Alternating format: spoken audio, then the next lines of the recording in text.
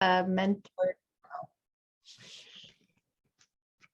Just a second. Now I'm distracted with, got it. Okay, there we go. So if you were to be a student teacher's mentor teacher, and some of you have, and I'm just finishing up one, what would be your gift to them? If you were to give them something, what would you give them? I'm just curious because I just went through this process myself and I thought it's insightful. It's a quick ask, just a quick. Greta, can I just clarify? Do you mean like a physical gift, or do you mean like a philosophical? A parting gift, like Brene Brown's Atlas of the Heart or something. Or I don't know what, yes, a physical something. And I guess I kind of would, since this is all theoretical or whatever, a resource. Let's even just pinpoint it to kind of a resource, because I think it's nice to hear what people feel are valuable resources right now in Parent Ed. I feel like Dr. Becky's Good Inside, her new book, is outstanding. I can show it to you. I got it for Christmas. Yay. Actually, I used gift money, but I feel like it's such, especially for new parent educators who don't maybe, when a parent asks about biting, like if you have, like just, I feel like it's like a primer, you know what I mean? It has just a little bit of information about everything. And I feel like if a new parent educator were to read it cover to cover, they would have a nice foundation of just those quick answers. Like, is biting normal? Yes, it's normal, and like, here's 2 ways you can help it. Do you know what I mean? So that would be my thing if I had a student teacher.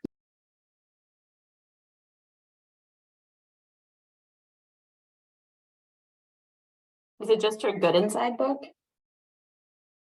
Okay. Thank you, Ellen.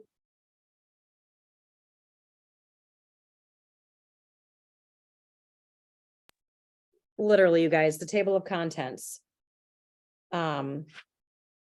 Not listening, tantrums, aggressive tantrums, siblings, rudeness, defiance, whining, lying, fears, anxieties, hesitation, shyness, frustration, intolerance, foods and eating, consent, tears, confidence, perfectionism, separation, anxiety, sleep. I mean,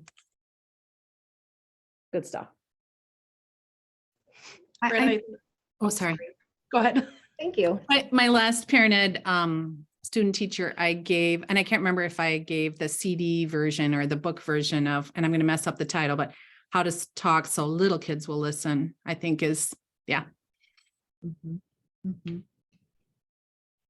I was just going to say, Greta, if there's anything like kind of specifically that you guys talked about, like just maybe a little note with words of wisdom or encouragement or anything like that would be great. Thank you, Kelly. Would there be anything from sort of along Kelly's line, anything from the parents, like circulating something among the parents so that they could give her some words of wisdom as she goes forward, or words of encouragement or affirmations or something, or like a little gratitude tree, right? Mm-hmm. Something like that. And because I think stuff like that is kind of dually empowering. And so to put parents a little bit more on a parallel plane with teachers and as partners, and something they can give. And so, yeah, something from the parents, I think. Like that. That's great.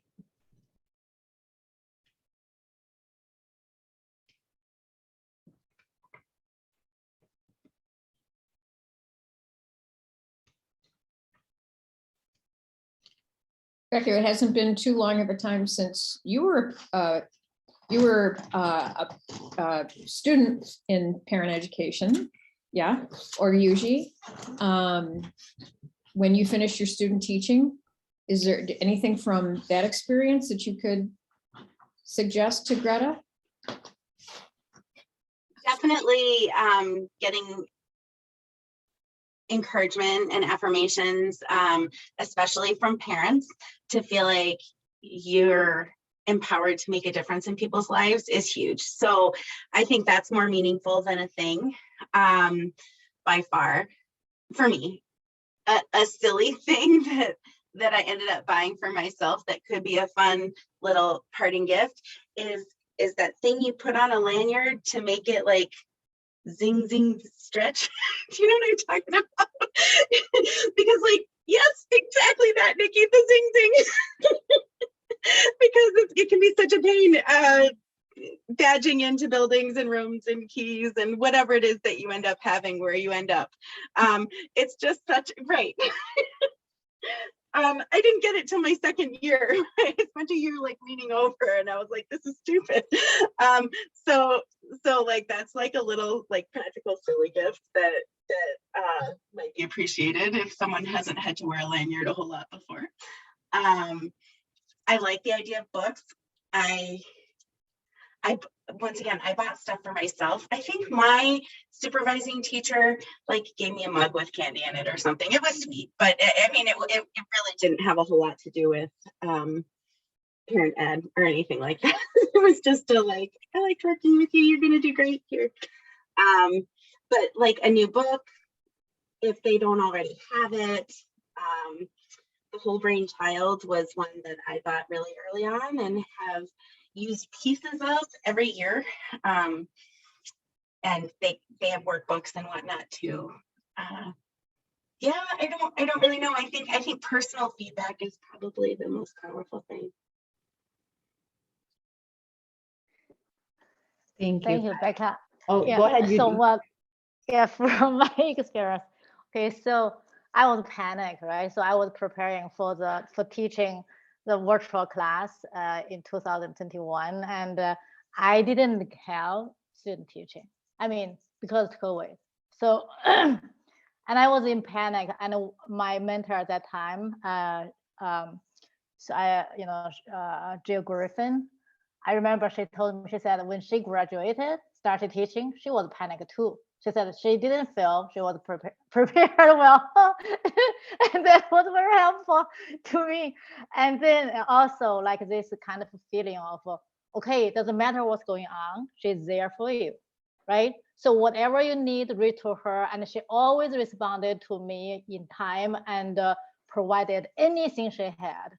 And, I also, later on, I joined this group and I received so much support, ongoing support from the group, like I reached to, Ellen shared so much, and Nikki and all of the group. So, no matter what, you are supported and all the resources is there for you. So this is really powerful.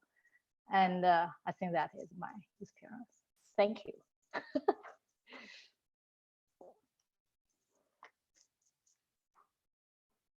So what we need to make is a certificate to the Perfect Connections meeting. Yes, that's a great idea. I like that. It goes with them and they can join us here. That's a great idea.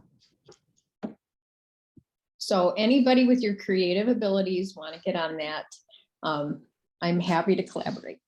No, I think actually as everybody was contributing, I was thinking of is a student, well, it doesn't matter.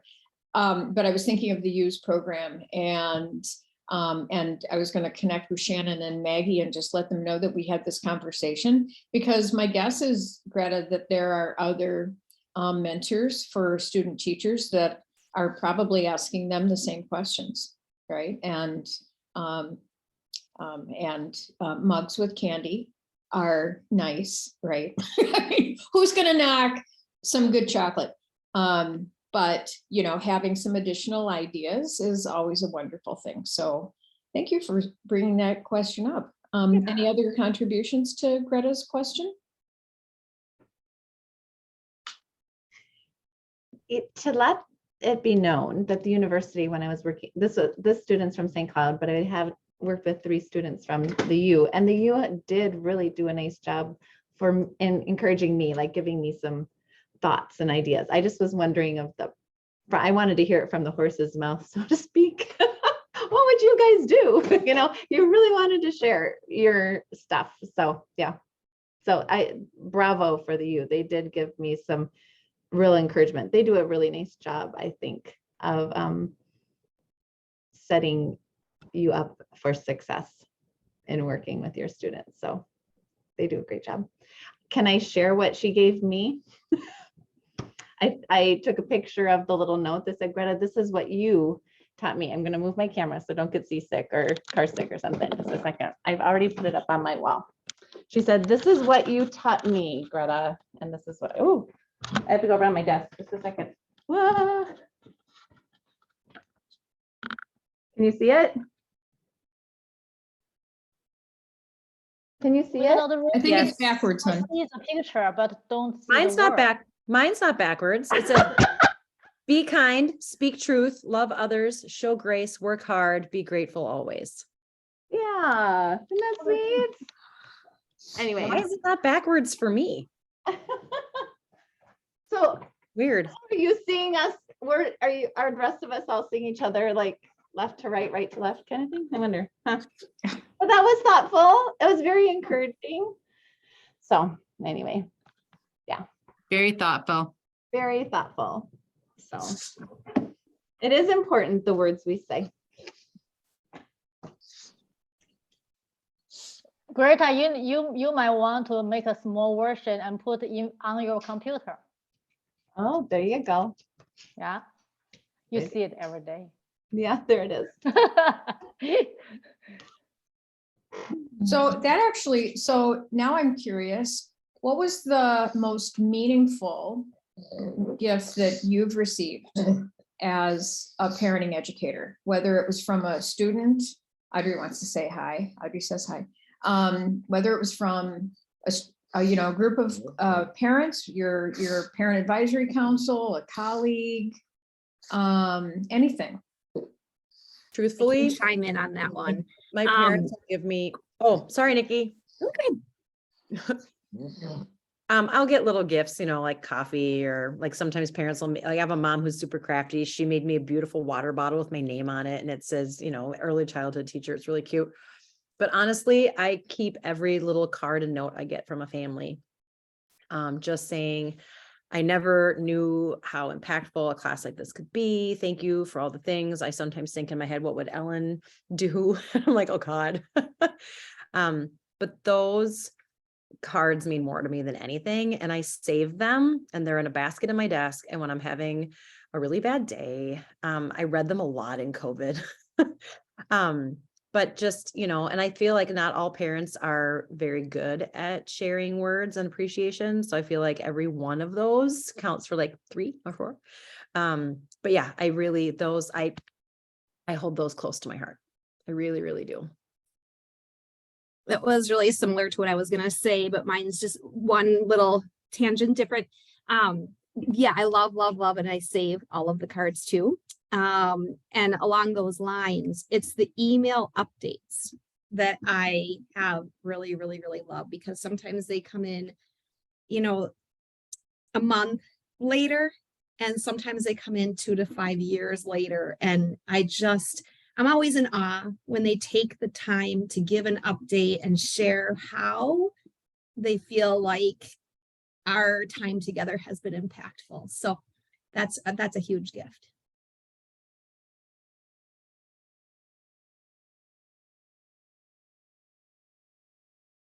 Anyone else? Well, I remember I cried when hearing, the parents telling me how she adapted the idea shared in the class and to her family, and how her young children, she has 3 boys, and they start to use these skills and how they use it in daily life to help each other. It was just so, so cute, imagining a young boy doing that. Yes, and also it was so touching when the father said, so he said he felt like he won't know what to do without the help of this group. He wanted to be a father. Good father. He said, time is so fast. Children growing every day. It's so short.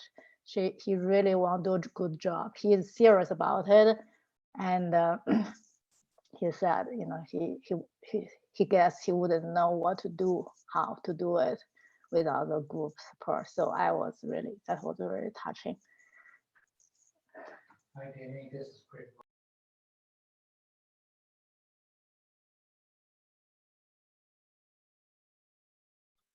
Ellen, I echo you on the cards. I have a stack too, and I'll add that my therapist tells me to read them. Yeah. That in fact, she'll say, I want you to read that out loud. Right. And so they are, I mean, sometimes, because when we think about all of the little notes that we've offered, and you wonder, but it is really powerful, and you do hold on to them. And especially in this digital age where everything is sent through email, or it's a fleeting social media tweet, or, something like that, you have this physical card. And sometimes it's stuff that kids have made or that they've handmade with their parents. For me, I think one of the things is a memory. And I consider that a gift because it was voluntary. And so people certainly didn't need to. But the last day of my class in the fall of 21, so the end of the fall, on the final exam day, every single student in my undergraduate class, they would turn in their paper, turn in their scan, whatever they were. Oh, it was a feedback sheet. They would turn that in, and then they gave me a hug. And they just lined up like one after the other, because, students finish at different times. And so, but as they would finish, they put it down. And then if there was somebody hugging me, they would wait.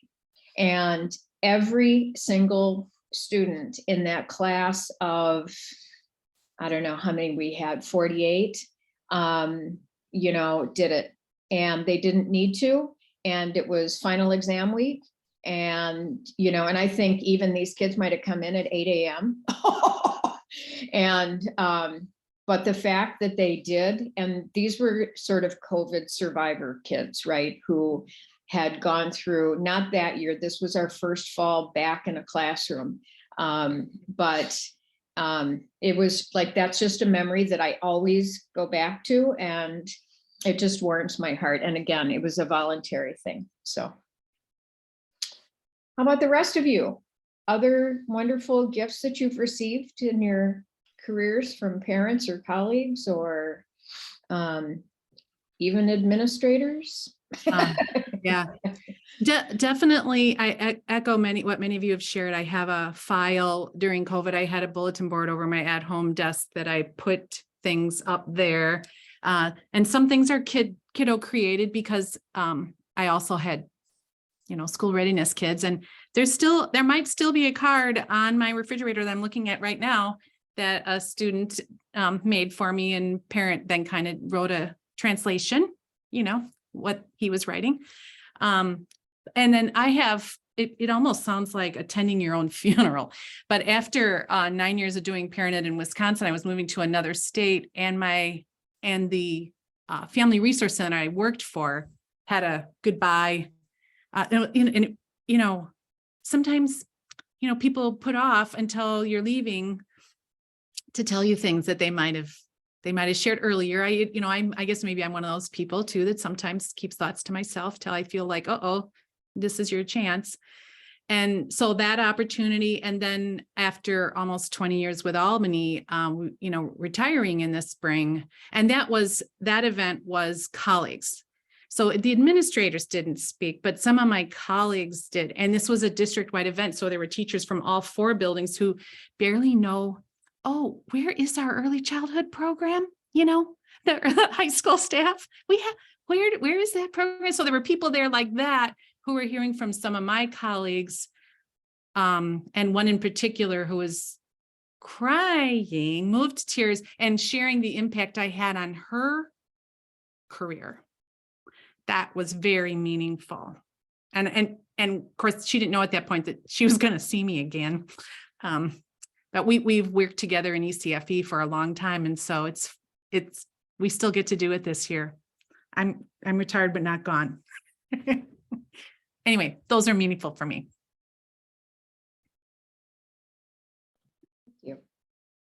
I would have to agree with the cards and the notes. I do save them, and I think my love language is probably words of praise or something, because I do need to hear that stuff sometimes, because it's what we do isn't easy, and I'm really good at, oh, should I have said that in class today? Oh, did that upset anybody? Was that okay? Like I do that too much, and it's good to get that affirmation that it meant a lot, and not that it's about me, but you know what I'm saying? And then also I have just a pen holder on my desk that I think a child made for me a long time ago. And it's still, I love it. I look at it and it's just unique. So things like that, I think. Yeah, because the stuff just kind of goes away a little bit, I think, but those kinds of things, I guess, are special.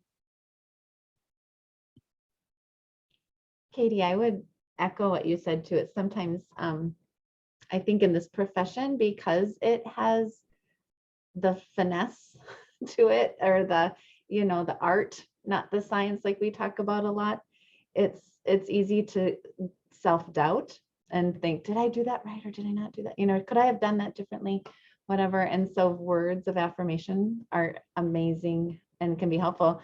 So I agree with you. I've got my little file folder where I pull things out, and some things are out for me to see. But I have a question for Susan.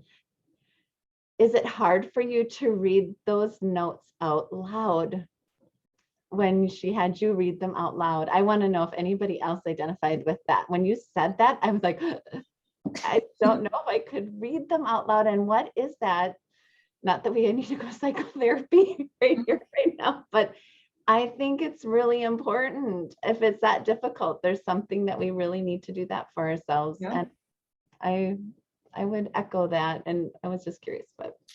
Yeah, I mean, it is hard, but it's meaningful, because I think that there's a certain mental processing, emotional processing that we do when we read something, right? And we say, oh, that's nice, right? But then if we hear the words out loud, and I think that, so let's say, Becca says something nice to me, and that's really wonderful and warm, right? But if Becca writes me something, right, and that is the same words, and then I read them, it's almost like, I think my owning the words in a way, because I am acknowledging and validating, those words, and I hear them in my voice, right? Which I think is another thing, because then so I mean, I can easily see why it's a therapeutic technique. And I really appreciate my therapist for sort of encouraging me to do that. So, and even without therapy, I mean, I think it's a good technique for all of us just to do, period. Yeah, I was thinking about the parents in our groups, right? Yep. I was even thinking about how can I bring this into a group where they've written down in these little books now. And when this week's been our last week, I had them read something from their book, and it was hard for some of them to, a couple of them wanted to share things that they felt they've been doing well, and and it was hard. It's a different thing to hear it in your own voice. And I think it is very therapeutic. I totally am with you on that. And my husband would agree. Why don't you just say that? Do you believe that about yourself? I'm like, well, he said, well, you just got told that. And I'm like, I know, but anyway, that's just. I think also, like, our inner voices are often our most cruel voices. Especially for some of us who've been in therapy, like you start to understand that and listen to that and recognize when you need to shut it down. But the inner voices that beat you up and are mean, it can be super powerful, but also super challenging to combat that with saying the nice things about yourself in your own voice out loud. And it totally is therapeutic, but it can be to the point of being painfully difficult for some people if they're not there yet. If the only voice they've really ever heard in their own head talking about themselves has been negative. I mean, you see people in real life who just struggle with receiving compliments, and it's a similar type of thing. But being able to say something good about yourself in your own voice and hearing it out loud is very powerful. I think I do a lesson about affirmations with parents and the power of hearing and saying something yourself out loud. It's good for kids too, to help that inner voice be a stronger, more positive one. And I'll affirm, I think everything that everyone said, from Katie to Susan and Greta and Becca, I think maybe it was Katie that said it's not about me. But I think it is. And kind of like what Becca's saying, we take home a lot, right? I mean, there are so many very, very, very complex situations. There are groups in our visits that we hold a lot. We hold space for a lot of people. And I think that one of the people that then gets edged to the outside is ourselves. And so as much as we often will say it's not about me, I think we do have to take time to practice saying it is. There are some things that I need to affirm. It is about me, that I get to have space here too, that it's important, that self-care piece.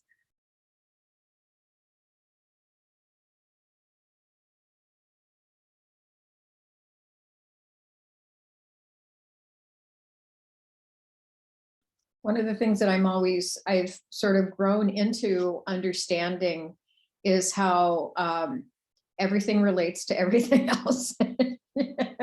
So, I mean, so Greta starts with a question about a gift, to a student teacher, which now, we're talking about sort of words of affirmation to ourselves and how we express those. But as professionals, we're doing this on a personal basis for ourselves as human beings, as well as as professionals, but also because we work with parents, right? Doing that is also a modeling technique, and it's a way of making that connection for them. And then also because we're freaking parenting professionals, right? It rolls into how you talk to your children, right? And the words you want your children to hear, and sort of their own self-talk. And which I think to me is just one of the really amazing, wonderful things about the work that we do as caring human beings, right? Working with caring human beings who are caring for human beings, right?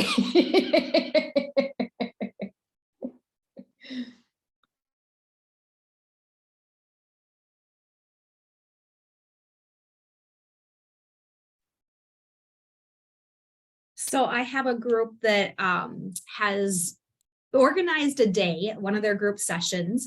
At the end of the month, they're inviting their parenting partners. And it's not because they're not always welcome, but they just really wanted to have conversations as a large group and with their parenting partners, and felt that if their kids invited them with like a special invitation, and we created the group time around specific conversations that they wanted to have with their parenting partners, it would be well received. So far, I'm being told that everybody actually is bringing a parenting partner to this group. And one of the things that, as we've talked about, what are those conversations that they want to have, they were talking about communication and how do they get on the same page with one another. They want to talk about like styles, even back to families of origins. It's a lot to get in a short amount of time, but I'm feeling, I think, affirmed in my thoughts about not only where this conversation can and probably will go, but I think I'm going to start it off now with having them maybe write some things to their parenting partner and for themselves, the things that they're feeling that they're doing really well for themselves, and things that they're good at, and maybe something for their parenting partners that they're really noticing, that's just this conversation, like Susan's saying, it all just kind of blends. But of course, I'm thinking about this session that's coming up. So I think I'll do that as an opener. But if anybody does have any ideas, I've done groups with co-parents and used that topic in so many different lenses and ways. I'm curious to know if anyone has some creative ways that they've gotten to the meat of that, the kind of heart of that conversation.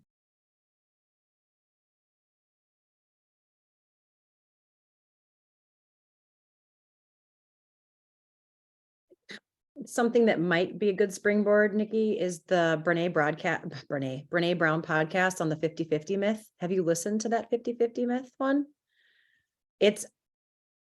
Yes. I think it's only 8 minutes, 8 to 10 minutes, but you could pull that up, and I have it somewhere, but it might be a good springboard, because I feel like that is one of, I did that when I've listened to that podcast. I shared that with families and they were like, my partner gets it now. They get it that after a day with 3 kids and I'm not sleeping, I am like at 10% and he's got to pony up the other 90. But what it did is created for them a wonderful way to discuss. I'm at 50%. I need to break. And now I'm up to 70. You know what I mean? I feel like that is a really quick way. I actually have that. I'll pull it up for you like right at the right minute, but I feel like that is such a powerful visualization of energy and time. Thank you.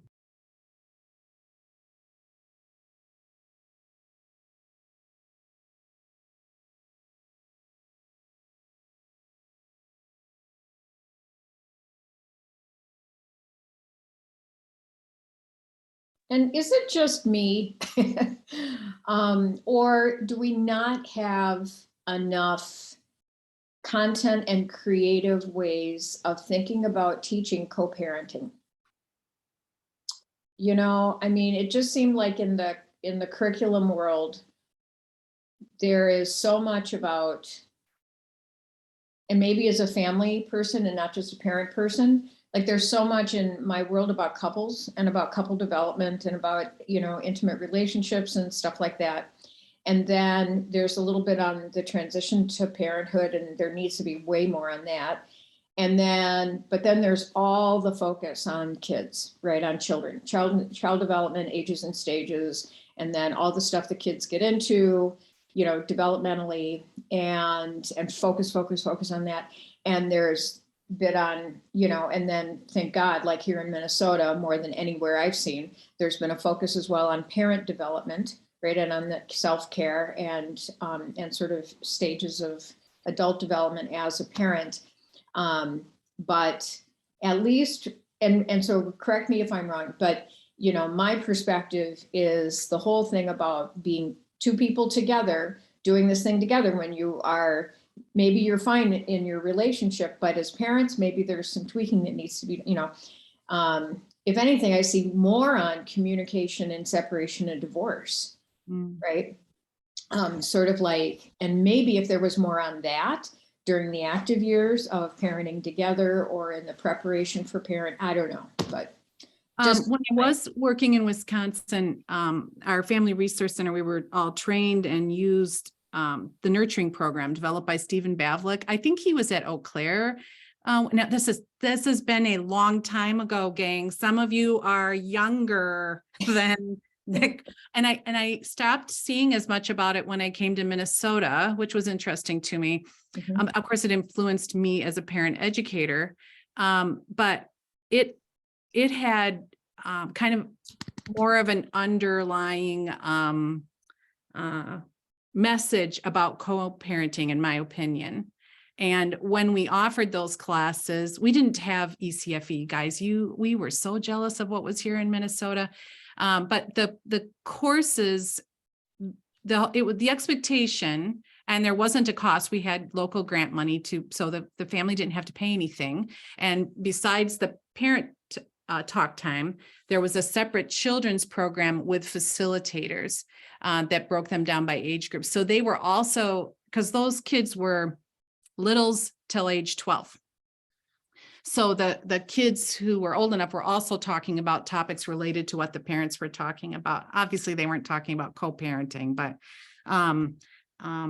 I wondered over the years here in Minnesota if that curriculum fell out of favor because it kind of, was more of a traditional nuclear family. Although we had single parents that came with their kids. They were a little, it was a little bit of a disadvantage, the parts that then talked about parenting partners because they didn't necessarily have their parenting partner if they were located someplace else in another home or another state or whatever. They weren't right there with them then to have those discussions together.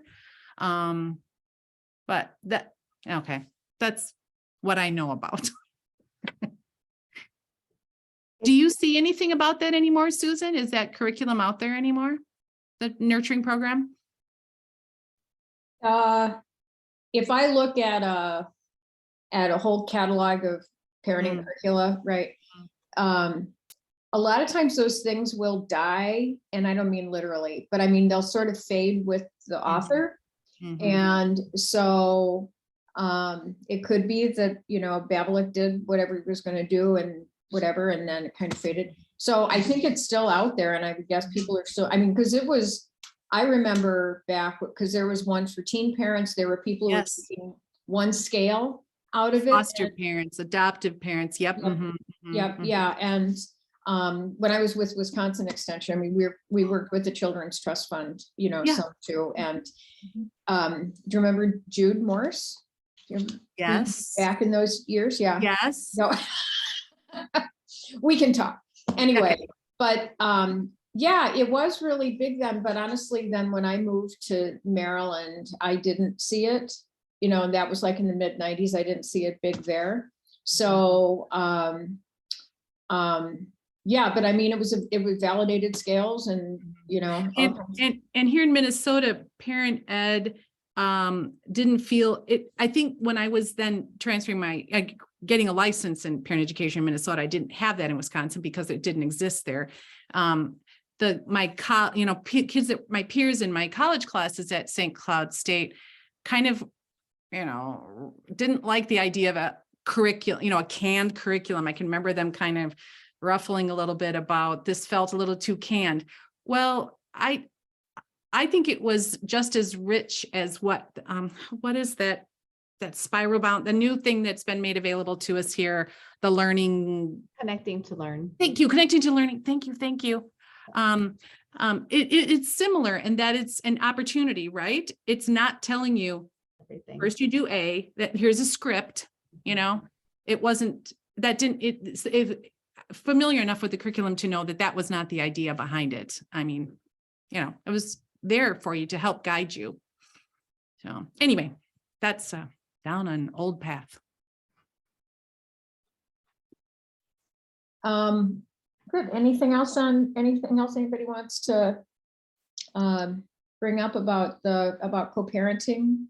I see some research. I love the idea of having kids invite their not primary caregiving parent, or not the person who normally goes to ECFE with them, to come. I have a few parents in some of my classes who both parents come, but not many. And for a while, and a lot depends on how full the class is, if they want more than one parent to come from administration. But I just love, we have bring your grandparent or bring your child to work, or we have these things, and bring your parenting partner is just, I just love the idea of making that a special day. I don't ever have a lesson, or haven't taught a lesson that's really just specifically on that co-parenting piece, but reflecting on family of origin and how complicated that can be when your partner has a very different family of origin and upbringing, like that comes up in almost every topic in some way, like that reflection and that, well, how can I connect with someone who has a very different perspective or coming from a different experience? And that kind of, we don't have class at all next week. Long story short, we have work days. It's the end of the quarter today. And we have 2 work days next week, Monday and Tuesday. And so to keep all our classes the same price, we just don't have any class, which is so dumb because we had no class yesterday because it was a snow day, no class last Wednesday, blah, blah, blah. I feel like I haven't had a normal week, but so I have some time to craft this, but talking about family of origin and co-parenting, I haven't done it in a long time, but I want to do a thing on parent anger, particularly triggers and where they come from in your family of origin. So I'm just curious, does anybody have any really good resources, podcasts, books that you've read, chapters, anything new for me that I could pull from? Particularly about triggers, because I feel like that is the root of why a lot of parents explode. Like, why does whining freak you out? Why does mess make you upset? Why, you know what I mean? And particularly for dads, I have a lot of moms right now who are concerned with the level of anger that their spouses get to. So what do you got for me? I wonder, Ellen, if you went the route of temperaments, if you might get some ideas of where, not just family of origin and triggers, but also temperaments, those of us who tend to be more emotive, or those of us who are more, doers, and those of us who are more thinkers, or, some of those pieces, or those who are quick to triggers and those who are delayed and then it really blows up. I don't know. There's something along those lines. No, that's a good idea. And my whole week is a mess because I was supposed to do temperament last week with my classes yesterday. So I'm going to catch up, but I do have a couple classes that are ready for next week, but I have hit that already, but you're right. That's a good place to start. Just that goodness of fit, what works well together, but what doesn't work well together, things like that with That goodness of fit. Adults as well as our children. Parenting from the inside out gives some nice kind of visuals for thinking about why we get to the place that we do and how that is like wired into us and how we can perhaps get to a place where we just reacted instead of thought because it was just in our feedback loop. That's good. Awesome. Thank you. I have not looked at that book in years. So awesome. Thank you. See, I forget that some of these books have like a whole chapter on that. And I was like, oh yeah. Yeah, So Ellen, I would recommend the book, The Road Less Traveled. The Road Less Traveled. Who wrote that? Yeah. oh my God, that's a oldie but goodie. Old. Do I know that? I don't think who wrote Yeah. it? Dr. Scott Peck. Yeah, Scott Peck. Huh. Yeah, that was like a big psychological self-help book that was sold gazillions back in the day, Scott Peck. Interesting. Like my psychologist in college said, Greta, you need to sit down and read this. And that was in 1990.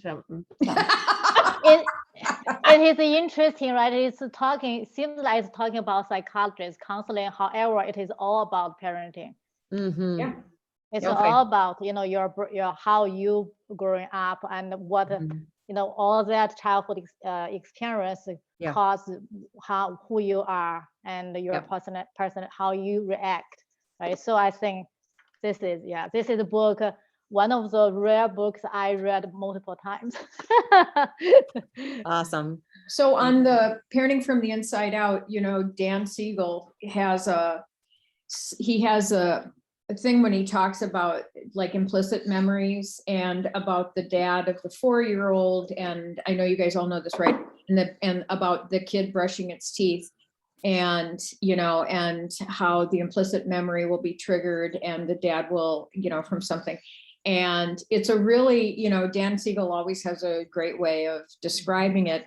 And what I like about it, because my own response was, I've been thinking more and more about intergenerational trauma, right? And you have to be careful with the word trauma because it too, no pun intended, can be a trigger.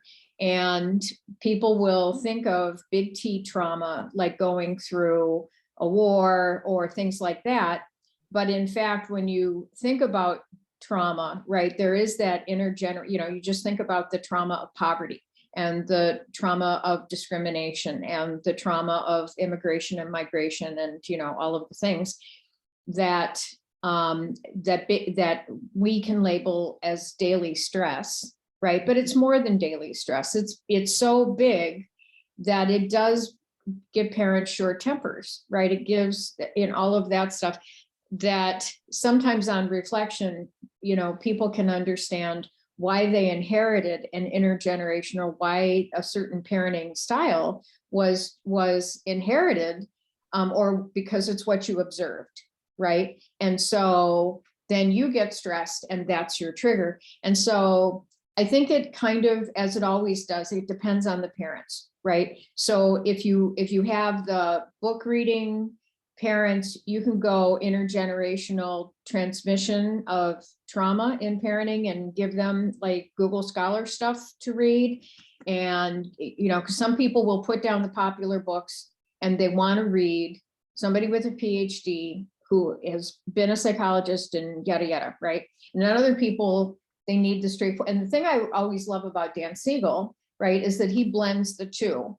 He knows the research and he'll talk about the research, or he'll talk about like, how the brain works or something like that, but in a way that is very understandable. But very specifically, when he does talk about about triggers around parent behavior, he does it in a way that is, I think, very, very understandable. He has great models. I think that's one of those things you're referring to. Like he has this doctorate thesis, and then he has a model, a hand model that I can just in class and and all the parents know where I'm going, right? And it's so practical. It's so good. Yeah, he blends those so nicely.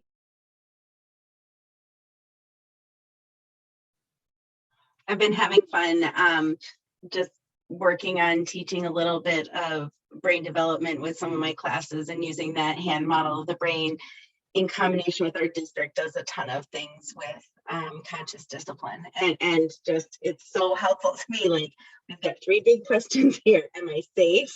Am I loved? What can I learn? You can't get to you got to start from the bottom up, and you can't get up here unless you've got these 2 questions answered. Well, I love blending of the 2 things, but parents need something simple like that. What's the basic? Like you said, Susan, some parents are going to want to read the research, right? But mostly we need something that we're going to remember, because if we overload parents with too much information, it's just like, they can't absorb any of it. But if you give them something simple that's like right there with them, they can hold on to that. Well, and I love too when parents are talking about, I'm like, how was your week? And they're like, well, Jimmy flipped his lid, like they will, when they share how things went, they're like, hello. I always like to say, prefrontal cortex has left the building. Like, I'm like, Elvis, he's out, and they will be like, prefrontal cortex was Elvis. Like, nobody in the world knows what that means except my parents in my classes. Cause they're like, got up like Elvis and left, but anyway, it's funny what they remember. But it makes me laugh. And that will stay with them.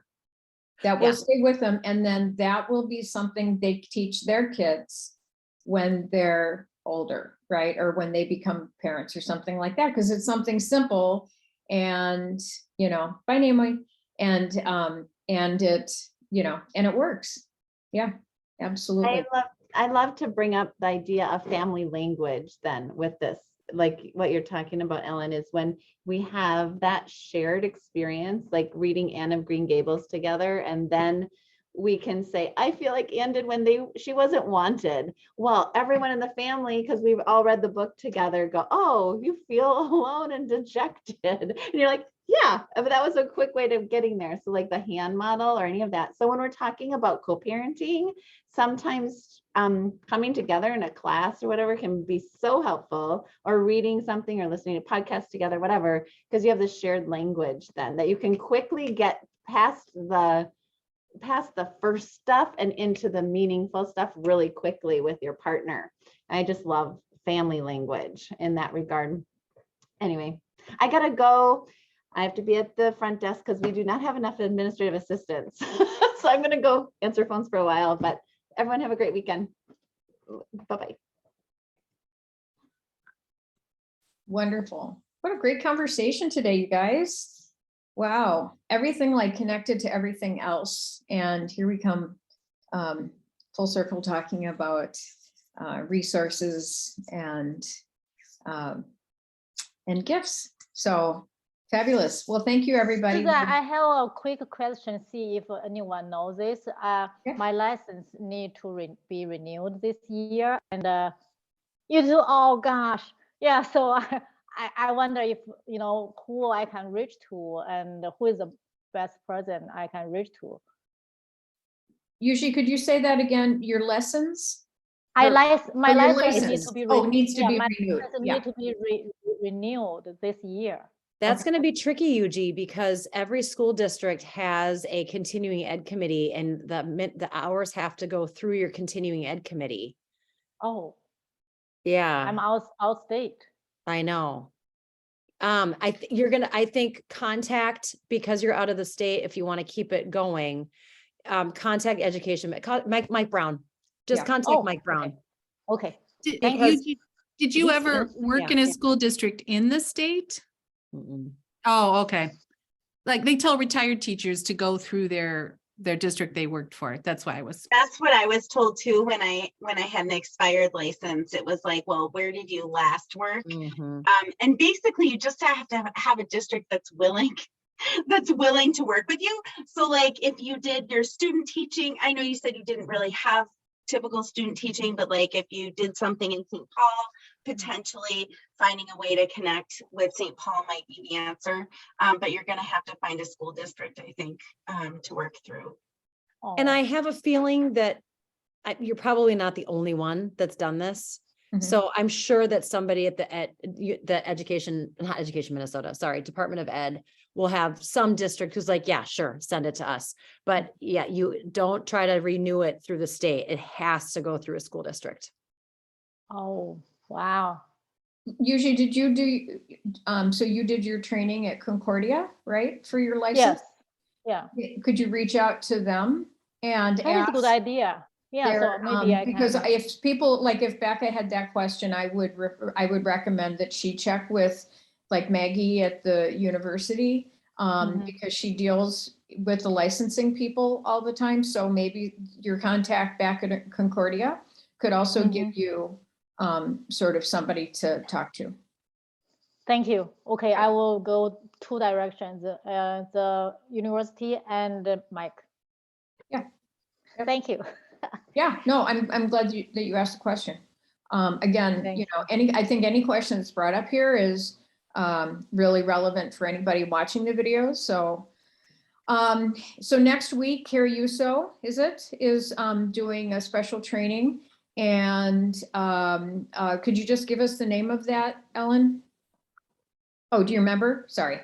It's about parents. Here, what does it say? I'm gonna go read the thing. It says, Lord, guiding parents with respects, considering the impacts of parent development. So respectfully guiding parents and caregivers includes a deep understanding of their development, a keen ability to recognize parenting methods that align with secure attachment, the intentional use of reflective methods as a proven agent of change. It is 2 hours. It is a whopping $20. Oh, and you need to register. And, So don't and whoopsie, and it's a Zoom. So It's a Zoom. Even Yep. better. Yep.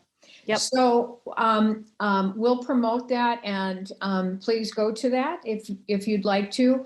I will open the Zoom, you know, we'll do the Zoom at noon in case people want to do this instead, just to make it available. But, you know, if it's just me and Audrey, we'll just close it down and wait for the week after that. So anyway, great to see everybody. Thank you all for the fabulous conversation. Sir, I'm not sure, like, are we having our session group meeting next Friday or go to this development thing? Well, that's what I was just saying, Yuji, is is, this is a great, Carrie's thing is fabulous. And so I would encourage people to go to that training opportunity. Okay.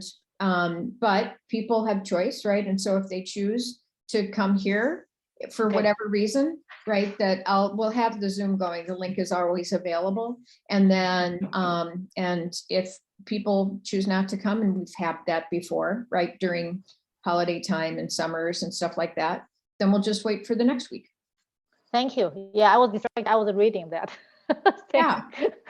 Yeah, I know, Thank you. toggling so many cognitive. activities. Okay. Have a good Thank week, you. Nancy. Thank Yeah. you very much. Take care, you Thank guys. you. Yep. Bye. Bye. Bye-bye.